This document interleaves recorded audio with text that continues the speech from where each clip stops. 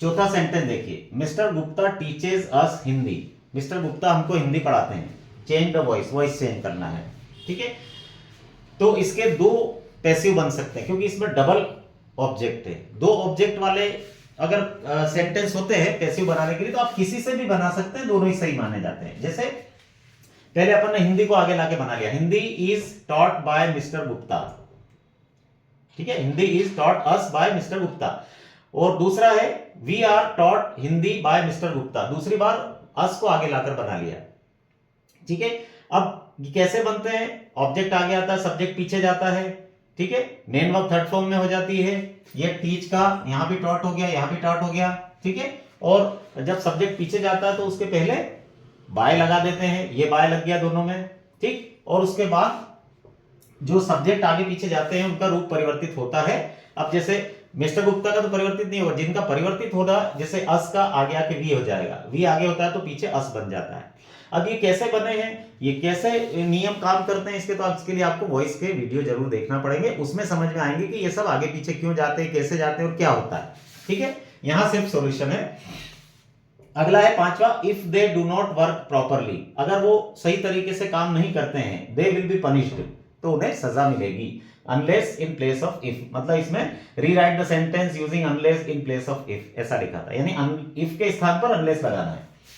तो ये हमने अनलेस लगा दिया, इफ को हटाया, इसकी जगह पर अनलेस लगा दिया, ठीक। अब अनलेस चूंकि खुद ही नकारात्मक शब्द है, अनलेस में यदि और नहीं दोनों छिपे हुए हैं, है ना। तो अब ये सेंटेंस भी हमको निगेटिव दिया गया था, अब अनलेस से भी निगेटिव बन रहा है, तो एक ही सेंटेंस में दो दो निगेटिव वाले शब्द कभी नहीं आते, इसलिए इसमें नॉट को हटा देंगे, यानी इसको अफर्मेटिव बना लेंगे साधारण वाक्य। अब नॉट के साथ डू भी हटेगा, क्योंकि प्रेजेंट इंडेफिनिट टेंस में हेल्पिंग वर्ब डू डज अगर आती है तो वो भी साथ में हटती है नॉट के, अगर नॉट को हटाना है तो, ठीक है। अब ये अनलेस हो गया। अब इसको देखिए, इसका अर्थ क्या था, if they do not work properly, अगर वो उचित तरीके से काम नहीं करते हैं, दे विल बी पनिश्ड, तो उनको सजा मिलेगी। अनलेस का अर्थ भी होता है यदि और नहीं, इसमें दोनों छिपे हैं, तो अनलेस दे वर्क प्रॉपरली, यदि वो उचित तरीके से काम नहीं करते हैं, दे विल बी पनिश्ड, तो उनको सजा मिलेगी। बस अर्थ वही का वही रहा, शब्द जो है इसकी जगह अनलेस आ गया और ये सिंपल बनाना पड़ा, ठीक है। अगला देखिए, he is too weak to stand, वो इतना कमजोर है कि वो खड़ा नहीं हो सकता। रीराइट यूजिंग सो दैट, इसको सो दैट से जोड़ना है, ठीक है।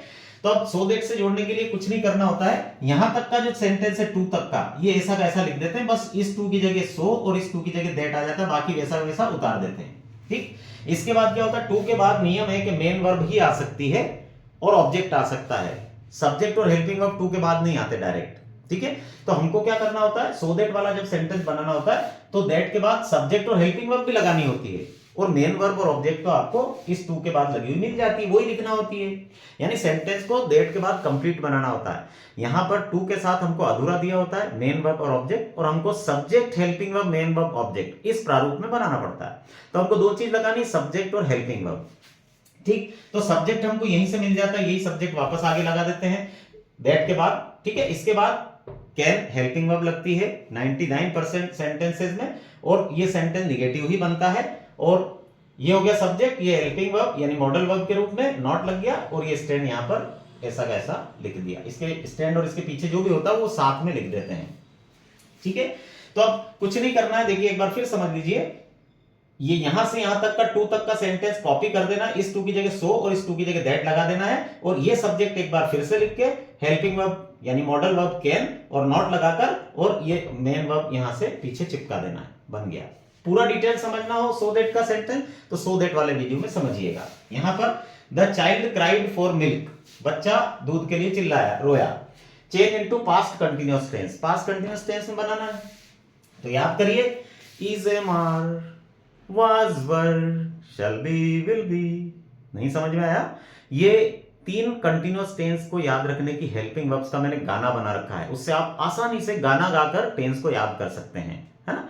तो तीनों कंटिन्यूअस टेंस की main verb sorry helping verb होती है इज एम आर, ये प्रेजेंट कंटिन्यूअस की, was were ये पास्ट कंटिन्यूअस की, और shall be will be ये फ्यूचर कंटिन्यूअस की। तो हमको चाहिए प्रेजेंट पास्ट कंटिन्यूअस, तो is am are present continuous की, was were पास्ट कंटिन्यूअस की, हमको बदलना है पास्ट कंटिन्यूअस में, तो was were से हमको मतलब है, तो सब्जेक्ट के बाद में, सब्जेक्ट अगर सिंगुलर है एक वचन है तो was लग जाती है, बहुवचन है तो वर लग जाती है, अब ये सिंगुलर है, एक वचन है, एक ही बच्चा है, तो यहां पर वाज लग जाएगी। और जो वर्ब है क्राइड, ये इसका फर्स्ट फॉर्म क्या था, क्राई, CRY, तो पहले क्राई बनाना, उसके बाद उसमें आईएनजी लगा देते हैं, क्योंकि कंटीन्यूअस टेंस कोई सा भी हो, मेन वर्ब में आईएनजी आता ही आता है, वर्ब में आईएनजी आता ही आता है।